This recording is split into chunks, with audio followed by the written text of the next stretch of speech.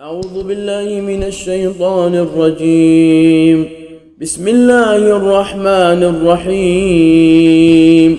لم يكن الذين كفروا من أهل الكتاب والمشركين منفكين حتى تأتيهم البينة، رسول من الله يتلو صحفا مطهرة فيها كتب قيمة، وما تفرق الذين أوتوا الكتاب إلا من بعد ما جاءتهم البينة، وما أمروا إلا ليعبدوا الله مخلصين له الدين حنفاء ويقيموا الصلاة ويؤتوا الزكاة وذلك دين القيمة.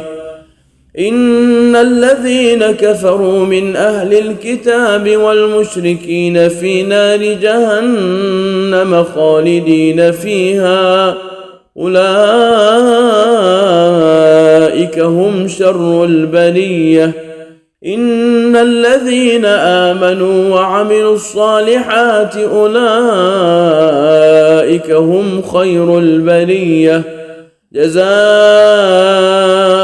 عند ربهم جنات عدن تجري من تحتها الأنهار